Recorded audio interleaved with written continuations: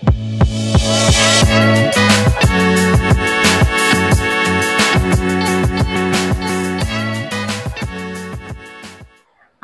வணக்கம். Welcome to our channel me and mom stars.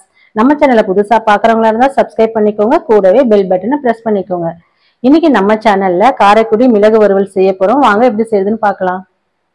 Karaikudi மிளகு வறுவல் செய்யறதுக்கு 1/2 kg சிக்கன் எடுத்துக்கோங்க. அதுக்கு ஒரு பவுடர் ரெடி பண்ண போறோம். அதுக்கு 3 டேபிள் ஸ்பூன் தனியா, 1 டேபிள் ஸ்பூன் பெருஞ்சீரகம், 1 டேபிள் ஸ்பூன் சீரகம், 2 டேபிள் ஸ்பூன் மிளகு, ஒரு 5-6 காஞ்ச மிளகாய் எடுத்துக்கோங்க. ரொம்ப காரமாக இருந்ததுன்னா ஒரு 4 போட்டால் கூட போதும். இது எல்லாத்தையும் ஒன்றா போட்டுட்டு ட்ரையாக வறுத்துக்கோங்க. அதுக்கப்புறம் ஆற வச்சு பவுடர் பண்ணிக்கோங்க. ஸ்பைசஸை லோ ஃப்ளேம்லேயே வச்சு வறுத்துக்கோங்க. ஹை ஃப்ளேமில் வச்சு வறுத்திங்கன்னா ரொம்ப தீஞ்சிடும். அப்புறம் சிக்கன் சாப்பிடும் போது நம்மளுக்கு கசக்கிற மாதிரி இருக்கும். அதனால லோ ஃப்ளேம்லேயே வச்சு வறுத்திங்கன்னா ஃப்ளேவரும் நல்லா இருக்கும், நம்மளுக்கு கசப்பும் இருக்காது. நல்லா வறுத்துட்ட உடனே ஆற வச்சுட்டு பவுடரை அரைச்சின்னு வந்துடுங்க.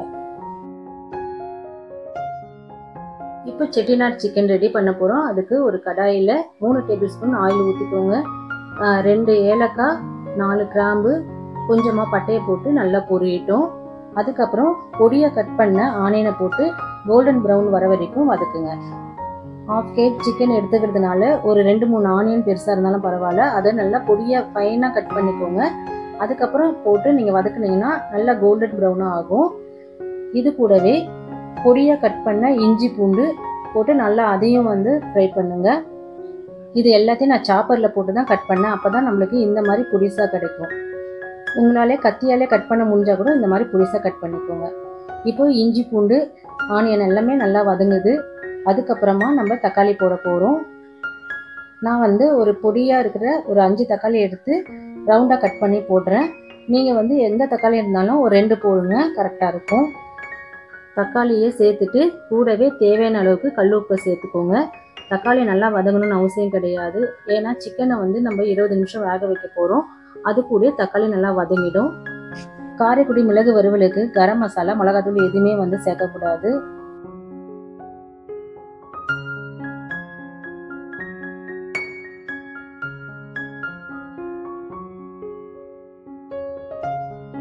சிக்கனை போட்டுட்டு கருவேப்பிலையை போட்டுருங்க.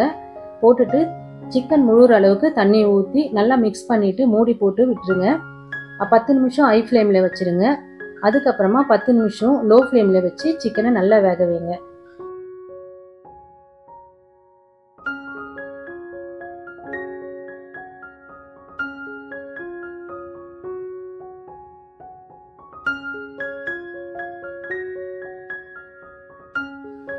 இருபது நிமிஷத்துக்கு அப்புறம் ஓப்பன் பண்ணி பார்த்தீங்கன்னா இந்த மாதிரி சிக்கன் நல்லா வெந்திருக்கும்.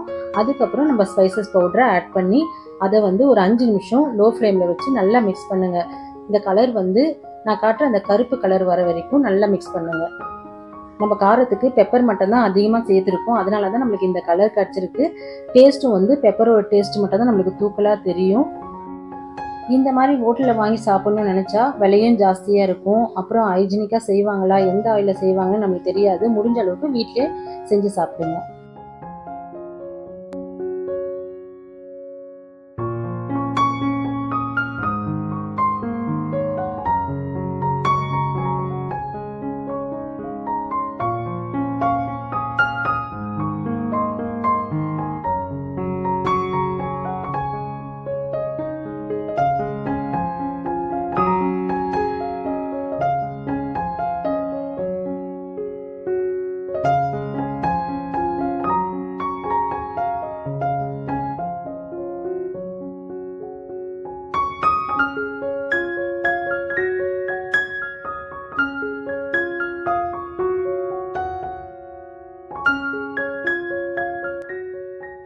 ஹோட்டல் ஸ்டைலில் காரைக்குடி மிளகு வறுவல் சூப்பராக ரெடி ஆயிடுச்சு. நீங்களும் ஒரு தடவை வீட்டில் ட்ரை பண்ணி பாருங்க. இந்த வீடியோ பிடிச்சா லைக் பண்ணுங்க, ஷேர் பண்ணுங்க, கமெண்ட் பண்ணுங்க. மீ அண்ட் மாம் ஸ்டார்ஸ்க்கு சப்ஸ்கிரைப் பண்ணுங்க.